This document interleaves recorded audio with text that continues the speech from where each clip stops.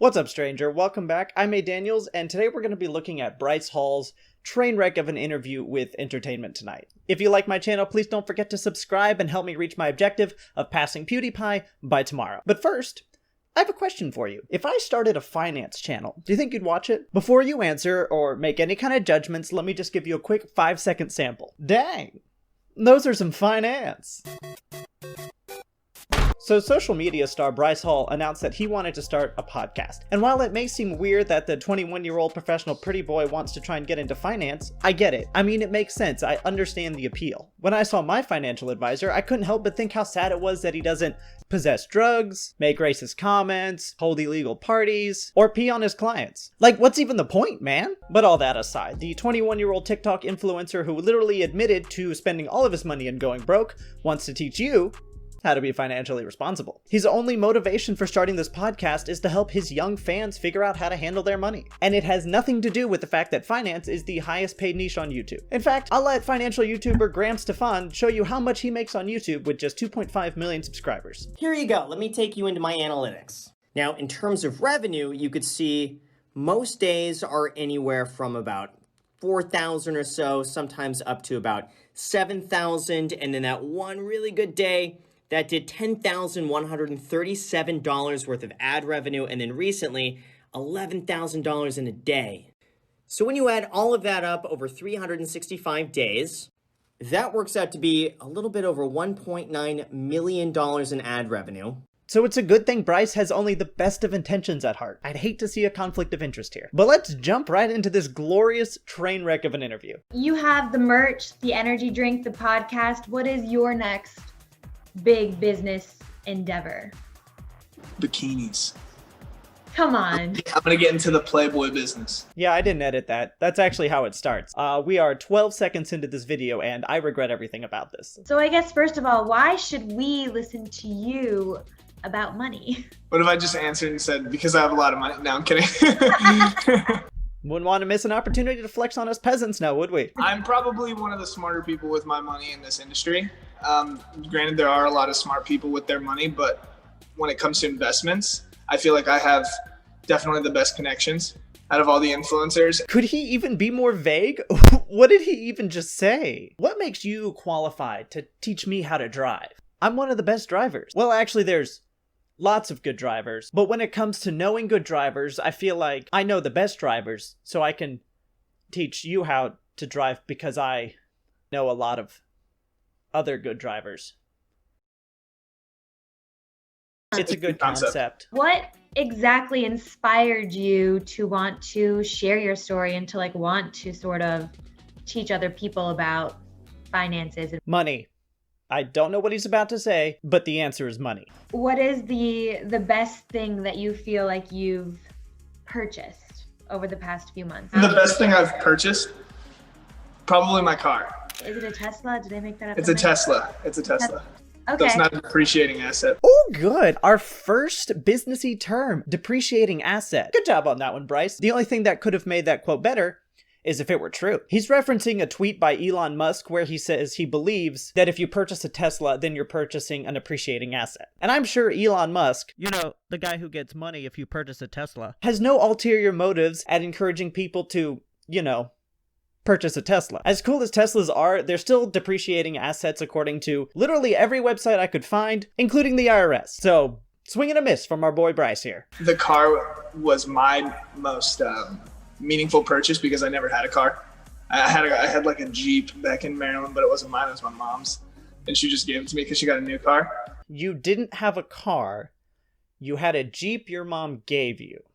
That's the definition of having a car. She gave it to you, so it's yours now. Also, can we take maybe half a second to appreciate the fact that his family was in a place financially where his mom could buy a new car and then just give away the old one? I'm not saying it's bad to grow up with money, and I'm not passing any judgment on affluence or his mom's financial state. He's just trying to paint this obviously false narrative of financial struggle in order to make himself more relatable. Oh, I grew up so poor, but I worked hard by dancing for 60 seconds a day on the internet, and now I have achieved the American dream. What a true patriot. Well done, Bryce. Good job. Yeah, I'm not buying it. You said that you at one point went completely broke. When was this, and how do you feel like that moment defined how you sort of handle finances? What is this B-roll footage? It's so unironic, it's ludicrous. He's trying to be relatable with his financial struggles and they're just showing him like twerking? Is that what that move's called? Nobody is taking this man seriously when they show that. In 2018, when I say completely broke, I meant like $5,000 to my name. I'm not saying that's a huge amount of money, but statistically that's more than 69% of Americans have in their bank account. Yes, that's a real number. No, I'm not making that up for the meme. I checked, okay? It's 69%. So the interviewer then goes on to ask Bryce what inspired him to do this, and he says, I saw like it was something around 70-something% of all athletes after 5 years go completely broke. And in my opinion, this is only my opinion, don't take my word on it, but I think social media influencers, everyone in this space, we're just athletes. Are you though? Now, I'm not an expert or anything, but I think it's safe to assume that you are literally nothing like a professional athlete. What the fuck? I'd rather put really good content out and make no money than putting out really content, sorry for my language, but content and making a bag. You mean content like this?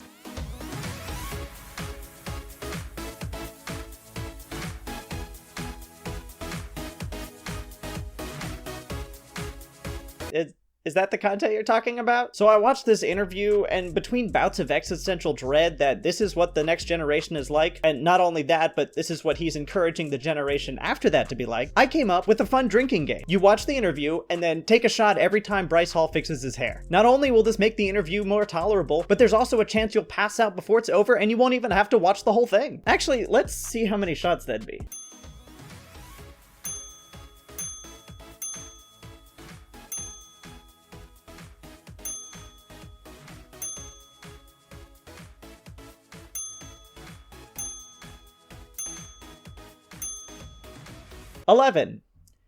He does it 11 times in a 9-minute interview. And that's not even including the times he did it when the camera was like on the host or when it was showing B-roll footage. So the interview's finished. Actually, well, there's over half of it left. But I'm finished with the interview. And I was curious to check out the podcast, but first, I thought maybe I'd take a venture down into the comment section, and quite frankly, I shouldn't have. But it did confirm my long-held belief that everybody who cares about Bryce Hall is 12 at the oldest. OMG, people really do be hating on him. Come on, guys. Like, he's trying to become a better person. Just stop watching him if you hate him. Don't hate. I love Bryce. Keep going. Now, I'm a strong believer in giving people second chances. But 2 weeks after this comment was posted, Bryce Hall attacked a waiter who asked him to stop vaping inside, because that's illegal to do indoors in the city of Los Angeles. It's worth noting that Bryce Hall claims that the waiter wouldn't give him his card back and that the restaurant manager grabbed him first. And I'm not a drama channel. I prefer to make videos that we can all laugh at. But as someone who worked in the food industry for many, many years, it's not fun. And no waiter is going to try and cause trouble. They're not paid enough, and he wouldn't risk his job for that. Additionally, over the last few years, Bryce Hall has gotten into a bunch of other fights, so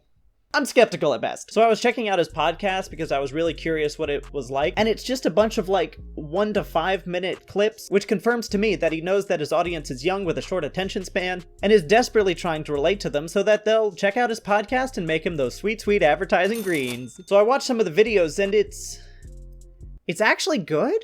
Not because Bryce Hall is good, but because whoever Bryce Hall's manager is and invites the guests onto the show gets really good guests on the show. Like this one, How to Get Your Product in Stores, where Bryce and, whoever that guy is. Anyway, they want to get their new energy drink on shelves and ask American-focused CEO Kat Cole how to do that. In your opinion, the best way to go about it, is it to do a deal with a specific place like Walgreens 7-Eleven, or just 7-Eleven, a regular store like that, or should we go where we try to put it everywhere? And she tells them this. I mean, once you get in a few of the big ones, everybody's following on, but sometimes it's a little one that you get the deal with first, so you take it so you can get some volume, exposure, and experience. Make everything about your fans. But that is what makes buyers of these chains excited. You showing pictures, images, and numbers of your fans, because that is who is going to come to 7-Eleven and buy. And then it's actually going to have to work. Like, you launch it and then people have to show up. And you know you can get people to show up. But will they show up more than that first time? Will they come again? Will it lead the category? If you get an opportunity to do a big deal with one of the big retailers, typically there's a period of exclusivity. It's a window. It's not the end of the world. It's 60, 90 days of we're only going to launch with you because you're taking a risk on us and we're making a bet on you. That's really good advice. I didn't know any of that. So in conclusion, I'm conflicted. I will, of course, continue to ignore Bryce Hall's existence, but maybe while trying to milk every last penny of ad revenue from his preteen audience that he can, if just a couple of his guests will help teach his young fans something they can use in life, like, that'd be pretty cool. I'm open and hopeful to the possibility that, through no fault of his own, Bryce Hall's latest cash grab will actually do some good in the world. That's it for today. Thank you so much for watching. If you want to become a stranger, go ahead and hit that subscribe button. I call my subscribers strangers because you watch my videos. And that's pretty strange. Catch you all next time.